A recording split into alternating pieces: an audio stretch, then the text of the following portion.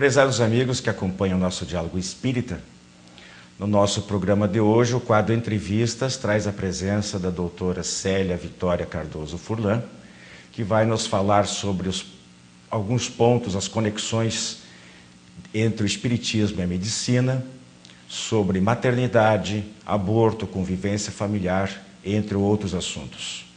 E no nosso quadro, o Espiritismo Responde, os fatores espirituais envolvidos no problema do autismo.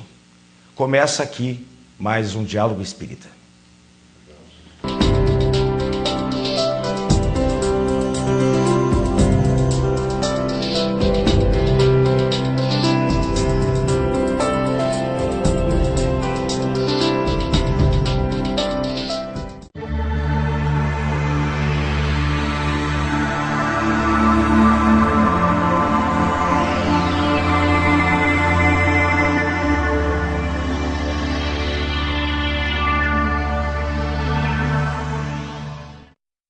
Prezados amigos, nosso tema livre de hoje traz aqui a doutora Célia Vitória Cardoso Furlan para conceder uma entrevista especial para nós.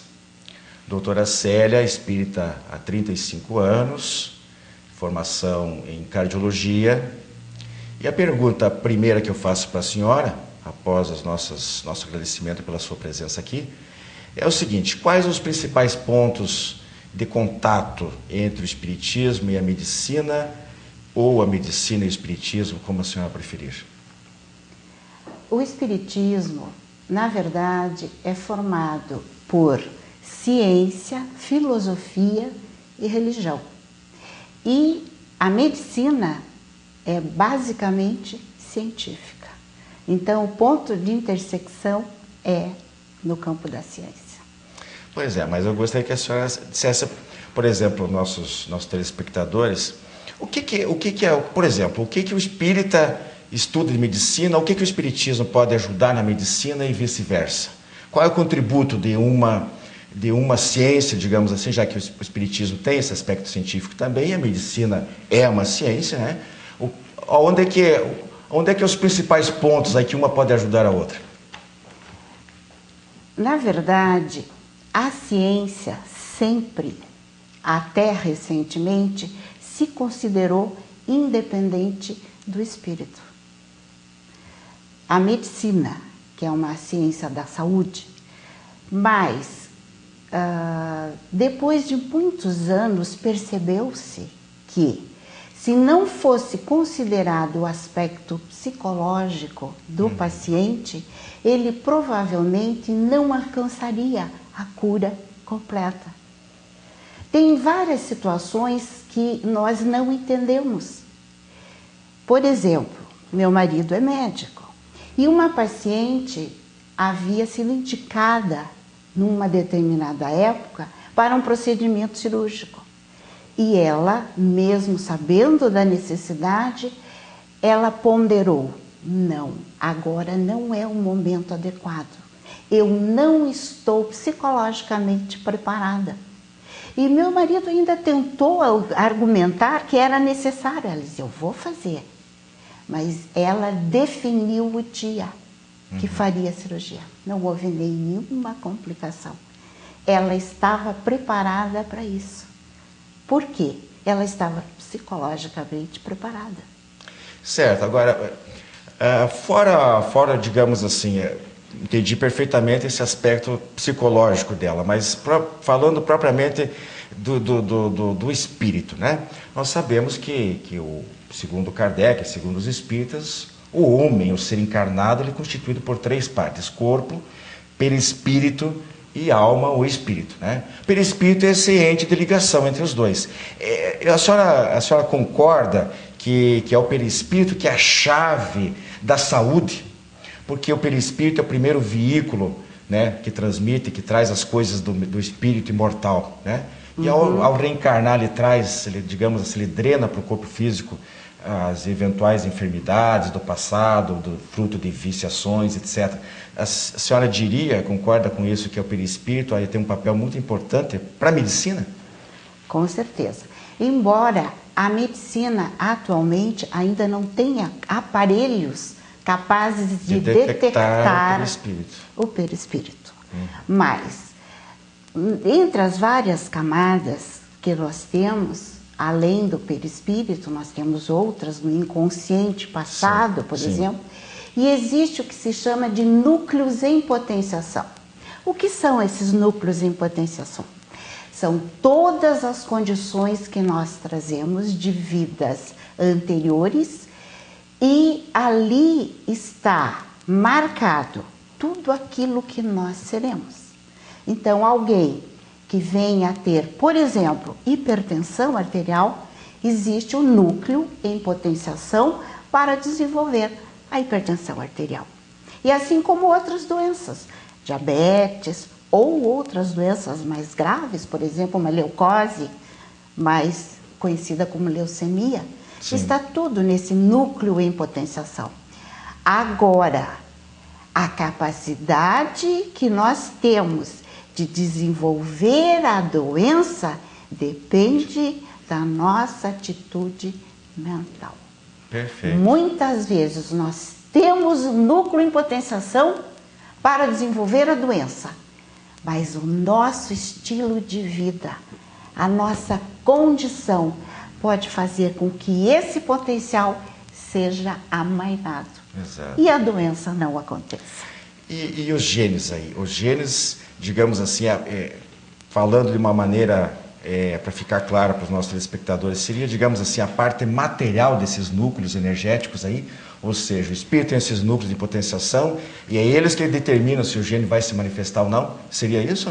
A expressão genética é muito importante. Agora, o núcleo em potenciação, já o próprio nome diz, potencialmente pode ocorrer. Não quer dizer que já esteja marcado nos genes. Perfeito. Poderão estar ou não. Um estilo de vida, vamos dizer, dentro dos moldes que a gente considera da vida ideal, do ponto de vista de conceito específico, de um espírito, vamos dizer, quase puro, ele pode aniquilar todos esses núcleos em potenciação e não desenvolver nenhuma doença. Perfeito. Eu gostaria que o senhor falasse um pouco sobre os aspectos espirituais envolvidos durante a gravidez e na maternidade como um todo. Nós temos o entendimento de que na gestação já há um acoplamento da família, pai, mãe e aquele ser que irá reencarnar. Já se encontram no mundo espiritual. Quando essa criança se desenvolve no ventre materno, essa criança já recebe amor, carinho. Então ela sente-se acolhida. E isso para a criança é fundamental. Tanto que existe hoje a especialidade de regressão de memória, porque na medicina não se fala em regressão a vidas passadas, mas a regressão de memória nada mais é do que a vidas passadas. Essa criança pode lembrar da vida intraútero e lembrar que foi amada, que foi acolhida e terá com certeza uma existência muito equilibrada. Realmente é uma fase das mais importantes. E a senhora entende que claro, começa aí com a gravidez, né? E a maternidade, eu gostaria que você falasse um pouquinho mais da importância da maternidade, assim, maternidade e paternidade, mas principalmente para a maternidade, né? No cumprimento desse planejamento reencarnatório que todos nós, ou a maioria tem, porque alguns espíritos ainda não dispõem desse poder de escolha, seu livre-arbítrio está muito bitolado, digamos assim, muito restrito, né? Mas, de um modo geral, a senhora reputa como de grande importância essa missão da maternidade. Eu considero importante também o planejamento familiar. Antigamente, considerava-se que toda família deveria ser muito numerosa. Pelas próprias condições de vida, era importante para o pai que ele tivesse filhos para colaborarem para cuidar, né, das terras. Havia essa questão de terras, e uma família numerosa poderia, inclusive, trabalhar com o pai, contribuir com o trabalho da família. Hoje em dia, não. A gente admite que é necessário um planejamento familiar. E é interessante que o casal possa pensar, definir e decidir. Existem métodos contraceptivos perfeitamente aceitáveis que contribuem para que a família seja organizada e planejada de acordo com um plano maior. De uma maneira responsável, né? Infelizmente, a gente vê hoje em dia, principalmente o problema das adolescentes, né? É um problema muito sério. A gente vai, daqui a pouquinho, a gente vai falar um pouquinho, né, na sequência, sobre o problema de aborto, por exemplo. Mas antes eu queria perguntar para a senhora o seguinte, já sobre o aborto, mas num caso muito específico, né? Que é no caso, qual é a sua visão como mulher, médica e espírita em relação ao aborto quando fruto de estupro? A questão do estupro é uma situação de emergência médica. E em hospitais escola já existe um plano estabelecido no caso de estupro, porque a mulher precisa de atendimento médico de urgência, às vezes até atendimento cirúrgico de urgência. E nessa oportunidade ela recebe vários medicamentos para evitar a contaminação por doenças sexualmente transmissíveis e uma pílula para evitar a concepção. Mas e caso não haja esse atendimento preventivo, não é bem preventivo, porque já é posterior ao fato em si, mas, por exemplo, se a mulher se descobre depois, mais tarde, grávida, o que, no caso deste estupro, como é que a senhora entende a situação? Porque é uma situação muito, muito delicada, difícil, né? A gente se colocar no papel da mulher, para mim, por exemplo, homem, é bastante difícil e talvez muita gente ache que seja impraticável a gente realmente se colocar nessa posição. Mas a gente entende que é uma situação muito delicada, especialmente com a visão espírita que é contra o aborto. Mas, doutora Arcélia, nós vamos fazer o seguinte, nós vamos chamar o nosso intervalo e voltamos em seguida para a senhora responder isso aí, tá bom? Uhum.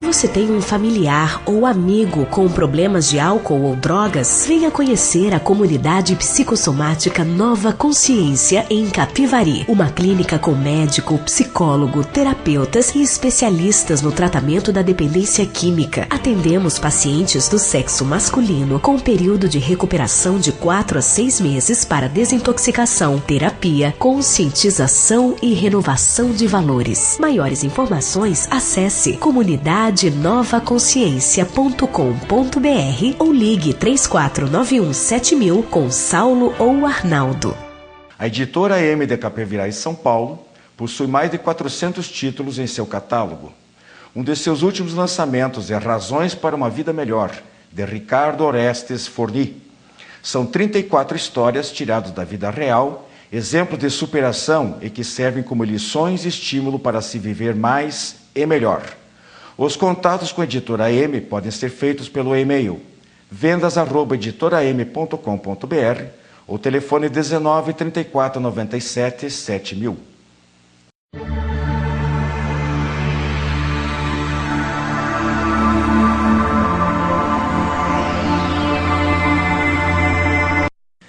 Prezados amigos, nós estamos aqui de volta com a doutora Célia Furlan e ela estava falando sobre a questão do aborto no caso de estupro. A palavra é sua, doutora. como nós somos da área de cardiologia, nós não temos contato direto com essas mulheres, que elas geralmente procuram o hospital, procuram o ginecologista, né, o obstetra. Mas nós tivemos uma campanha há 15 anos de prevenção do aborto. E nessa campanha nós aconselhávamos as mulheres que tivessem intenção de abortar. E foi uma coisa interessante que a maioria das mulheres que nos procuraram nessa campanha, elas eram casadas ou tinham um companheiro fixo. E elas tinham intenção de abortar.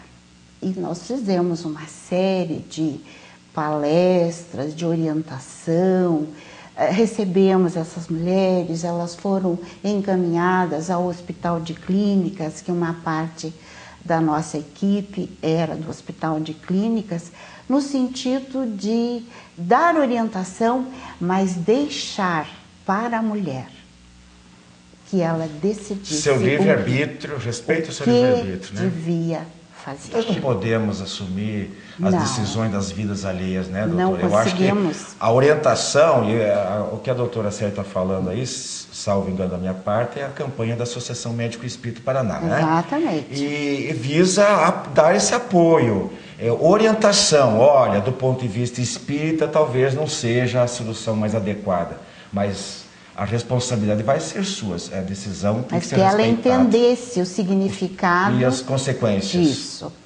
Mas, como cardiologista, eu estava encerrando meu plantão há alguns anos, quando me apareceu uma senhora, que não era de Curitiba.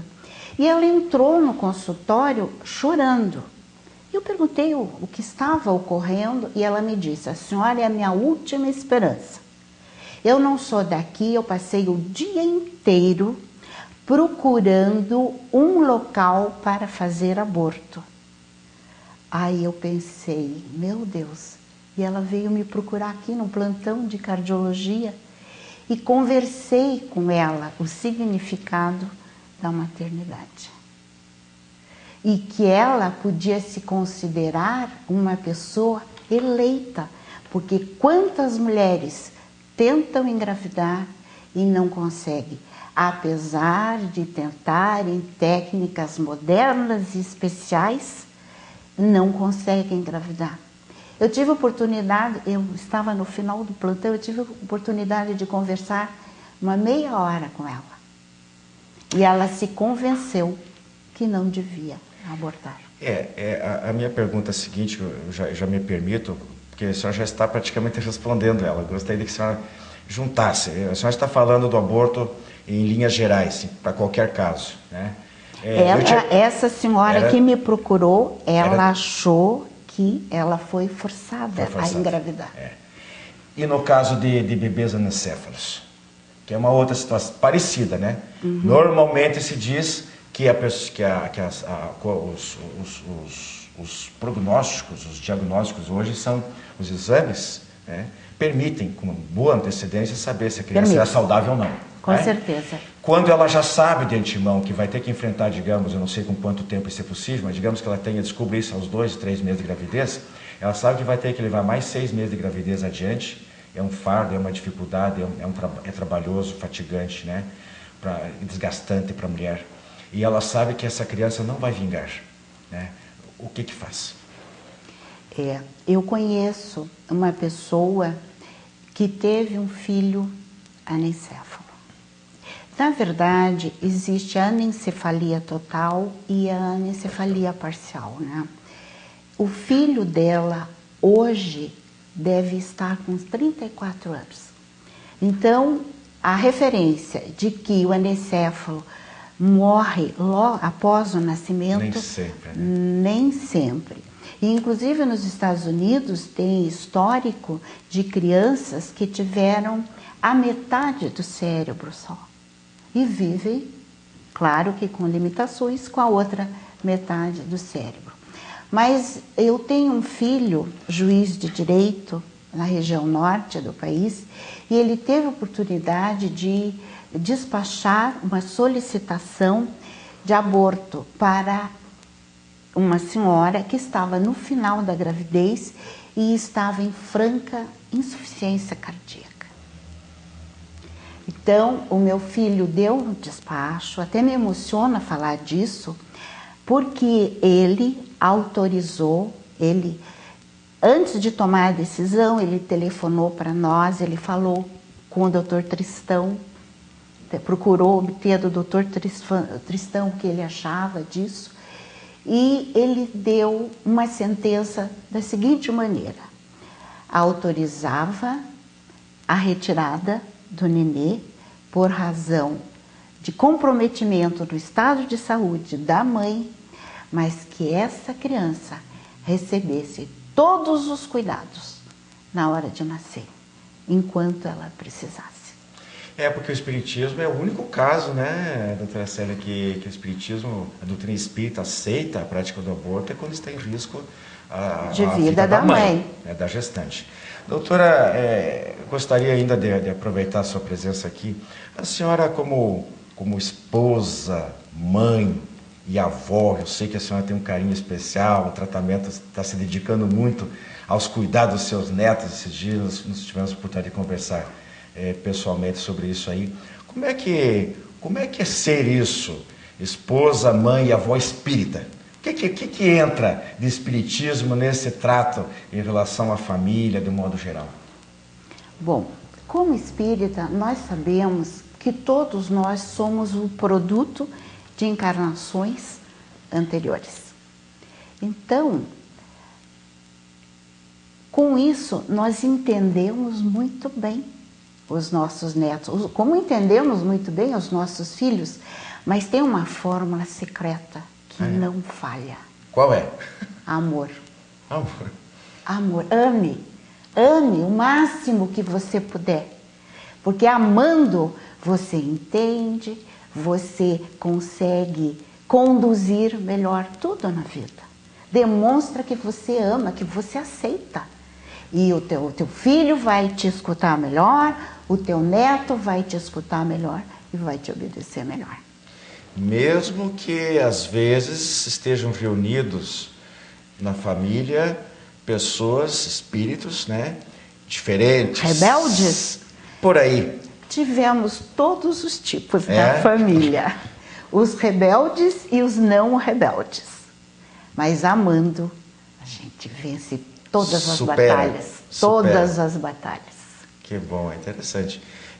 A gente aqui nesse programa, a gente tem insistido, falado bastante sobre a importância da família, sobre a educação, desde as crianças, praticamente desde o berço. Falamos aqui que até nessa fase que a senhora falou, durante a gestação, que já pode ser educada, a criança já pode ser doutrinada, inclusive, pelo pensamento. Né? Sim. E realmente vem de encontro, eu acho que a palavra-chave é essa mesmo, é amor. Agora, para a gente encerrar, doutora, a senhora teria para nós, aí, durante essa vivência, além dessa experiência que a senhora contou aí há pouco, dessa senhora que a procurou, mais alguma outra experiência marcante na sua vida profissional em que o fato da senhora ser espírita também tenha sido relevante?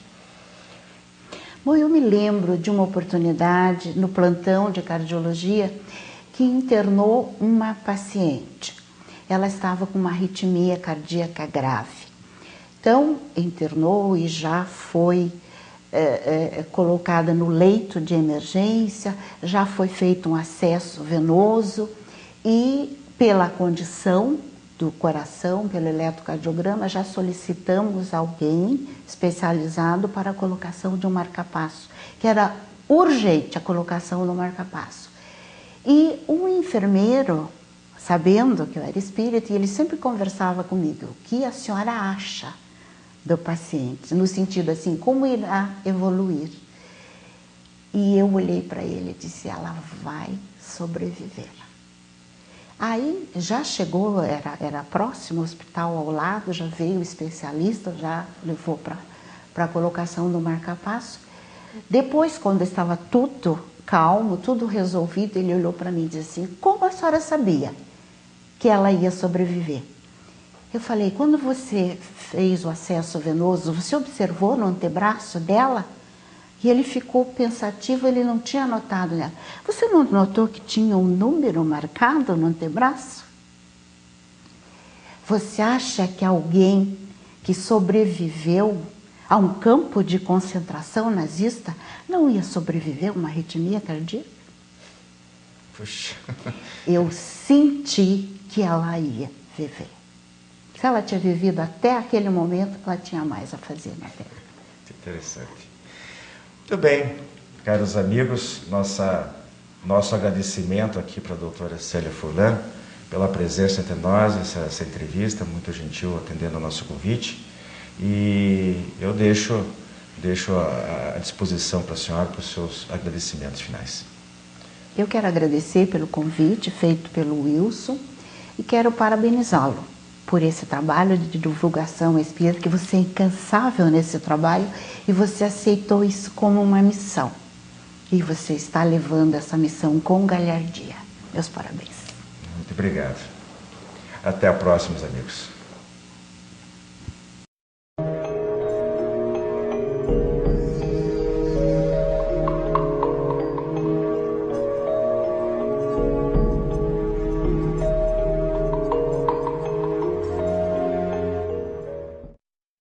No nosso quadro, o Espiritismo Responde, a nossa primeira pergunta: como se dar bem num relacionamento a dois, sendo que minha família não simpatiza com o meu namorado?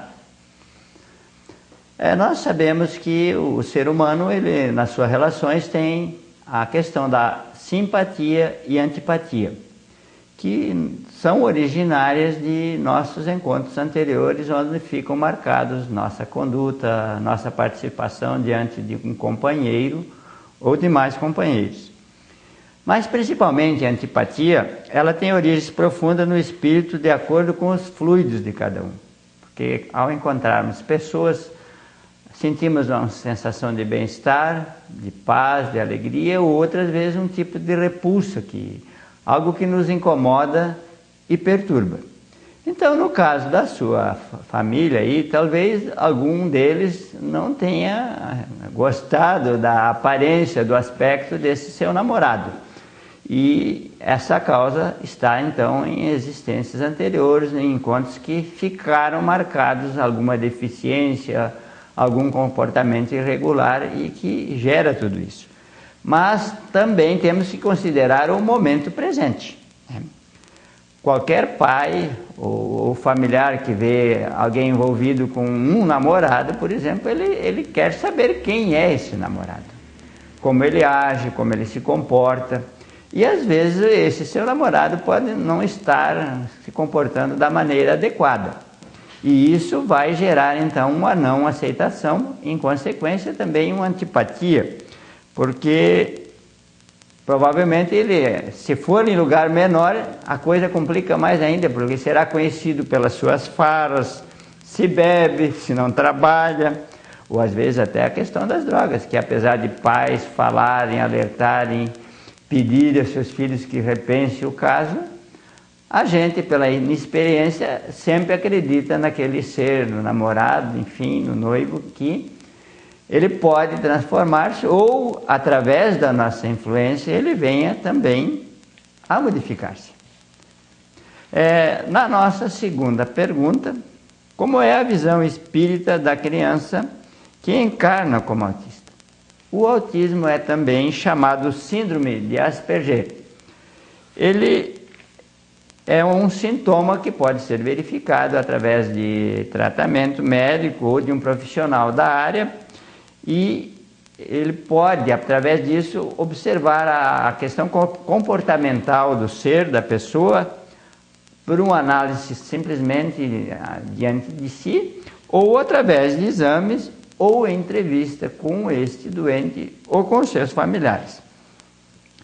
Normalmente, esse nosso irmão autista é alguém muito comprometido em encarnações anteriores, onde ele descambou ou para o caminho do suicídio, ou ele foi alguém assim um criminoso muito agressivo, violento e que prejudicou muitas pessoas, e isso acaba gerando nele também essa situação de culpa.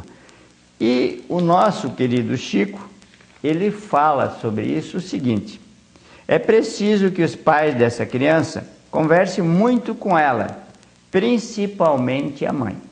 Então a mãe, pelo fato de estar mais junta, presente dessa criança, ela tem que agir, mas não devemos esquecer que o pai também está comprometido.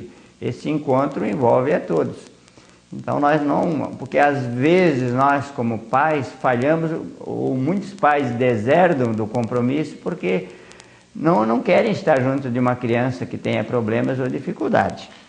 O nosso Divaldo também fala sobre isso e ele reforça a questão que há um comprometimento anterior e pede que se converse muito com esse espírito, principalmente quando ele está dormindo. Chegar ao seu lado e dizer a ele que o amamos ou queremos muito.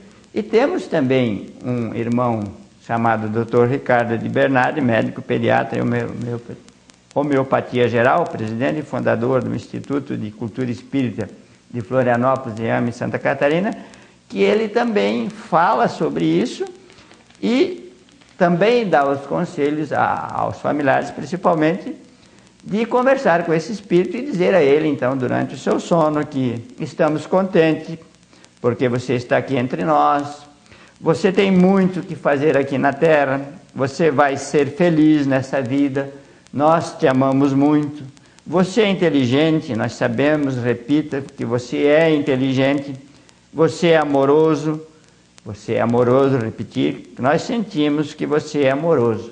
Então, é uma forma de nos redimirmos diante desse Espírito que vem buscar em nós esse consolo, mas que ele precisa também da água, das preces, do passe, e como ele também se auto-obsedia, ele também vai precisar de um trabalho de desobsessão. Teríamos muito mais que falar, mas o nosso tempo é restrito. Desejo a todos, então, ou mando a todos um grande abraço.